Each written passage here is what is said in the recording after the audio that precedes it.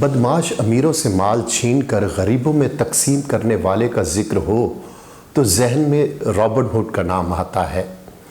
Robin hood برطانوی county نوٹنگھم shire کے شیروڈ جنگلات میں رہتا تھا۔ وہ ایک عام سی زندگی بسر کرتا تھا۔ نوٹنگھم شائر کے ایک بدکماش شیرف نے اس کی زمین پر زبردستی قبضہ کر لیا، جس کے بعد رابن ہوڈ غلط راہ پر چل نکلا۔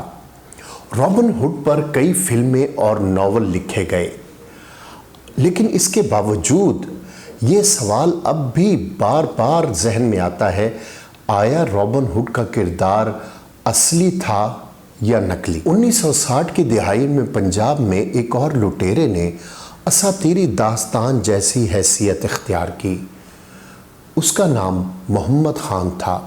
محمد خان 1927 میں دھرنال میں پیدا ہوا۔ وہ بری فوج میں ملازم تھا۔ محمد خان کی برادری میں ایک تنازع کھڑا ہوا، جس کے نتیجے میں مخالفین نے اس کے بھائی کو قتل کر دیا۔ محمد خان نے جواباً مخالفین میں سے ایک شخص کو مار ڈالا اور اس کے بعد وہ فرار ہو گیا۔ پولیس نے محمد خان کو اشتہاری ملزم قرار دے دیا۔ فرار کے دوران ہی محمد خان کے مخالفین نے اس کے ایک اور بھائی کو قتل کر دیا، جس کے بعد انتقام کی آگ نے محمد خان کو اندھا کر دیا اور وہ انتقام کی آگ میں جلنے لگا۔ محمد خان نے اس کے بعد اپنا ایک گروہ بنایا اور اس نے اپنے مخالفین کو پے در پے قتل کرنا شروع کر دیا اور ڈکیٹی کی وارداتیں بھی کرنے لگا۔ یہ اور بات ہے کہ محمد خان بعض وارداتیں اس طرح سے کرتا تھا کہ اپنے مخالفین اور پولیس کو اس کی پہلے سے اطلاع دے دیا کرتا تھا۔ اس کا علاقے میں اتنی دہشت اور اثر و رسوخ تھا کہ اس کے علاقے میں پولیس یا اس کا کوئی بھی مخالف داخل نہیں ہو سکتا تھا۔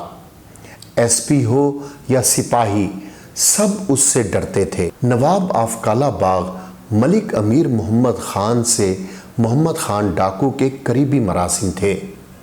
ملک امیر محمد خان جب تک مغربی صوبے کے گورنر رہے، محمد خان پر ہاتھ ڈالنے کی کوئی جرت بھی نہیں کر سکتا تھا۔ سن 1963 سے 1967 کے دوران وہ جرائم کی دنیا کا بے تاج بادشاہ تھا۔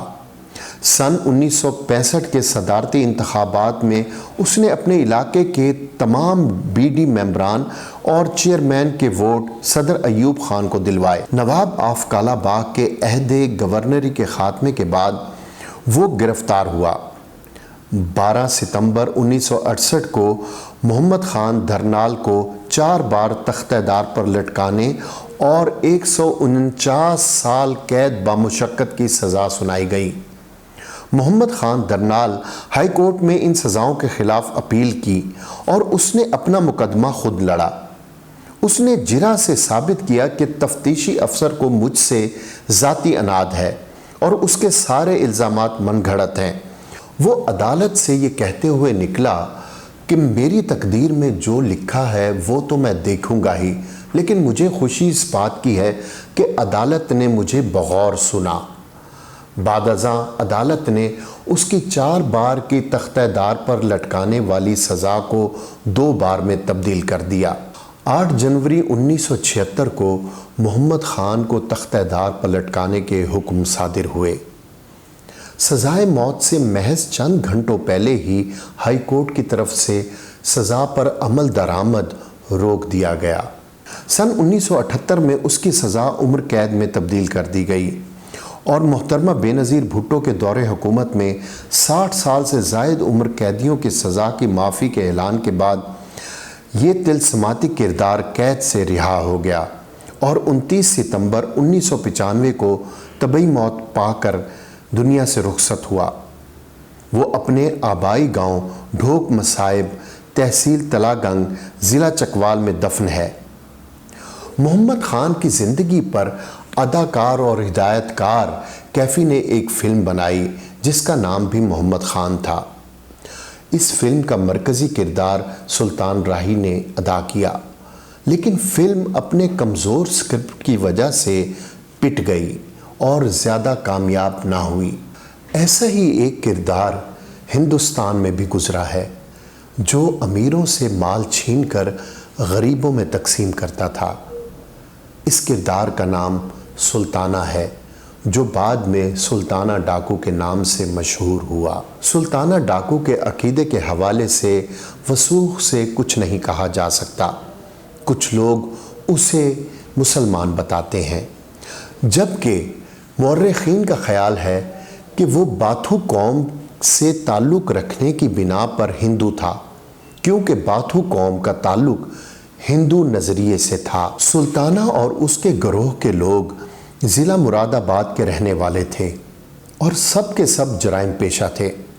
سلطانہ اور اس کے گروہ کے افراد مختلف الزامات میں سزا کے طور پر یوپی کے علاقے نجیب آباد میں پتھر گڑھ کے قلعے میں قید کیے گئے تھے، مگر آہستہ آہستہ یہ افراد قید سے فرار ہونے لگے اور انہوں نے بھاتو قوم ہی کے ایک شخص بالم کند کی قیادت میں چوری چکاری کی وارداتیں شروع کر دیں۔ بالم کند ایک دن اپنے زوم میں مالوف خان نامی ایک بہادر پٹھان سے الجھ بیٹھا اور اس کے ہاتھوں زندگی سے ہاتھ دھو بیٹھا، جس کے بعد اس گروہ کی قیادت سلطانہ کے ہاتھ میں آ گئی۔ سلطانہ نے شروع میں چھوٹی موٹی چوری چکاری کرنے کے ساتھ ساتھ اپنے گروہ کو اثر نو منظم کرنا شروع کر دیا۔ اس نے نجیب آباد اور سہارنپور کے سرکردہ لوگوں سے رابطے استوار کیے اور اپنے قابل اعتماد مخبروں کا جال بچھا کر وارداتیں شروع کر دیں۔ اسے اپنے مخبروں کے ذریعے مالدار اسامیوں کی خبر ملتی تھی۔ سلطانہ ہر پلان کی منصوبہ بندی بڑی احتیاط کے ساتھ کرتا اور ہمیشہ کامیاب لوٹتا۔ اپنے زمانے کے مشہور شکاری جم کاربیٹ نے بھی اپنی کئی تحریروں میں سلطانہ کا ذکر کیا ہے۔ ظفر عمر کے مطابق سلطانہ بڑے نڈر طریقے سے کام ڈالتا تھا اور اپنے مخالفین کو پہلے سے اطلاع کر دیتا تھا کہ وہ فلاں جگہ پر ڈاکہ ڈالنے آ رہا ہے۔ امیر ساہوکاروں اور زمینداروں کے ہاتھوں ستائے ہوئے غریب عوام اس کی درازی عمر کی دعائیں مانگتے اور وہ بھی جس علاقے سے مال لوٹتا وہیں کے ضرورت مندوں میں تقسیم کروا دیتا۔ ہالی ووڈ میں اس کے بارے میں بننے والی فلم کا نام دی لانگ ڈیول تھا، جس میں سلطانہ کا کردار یول برینر نے ادا کیا تھا۔ پاکستان میں سلطانہ کے کردار پر پنجابی میں ایک فلم 1975 میں سلطانہ ڈاکو کے نام سے بنائی گئی۔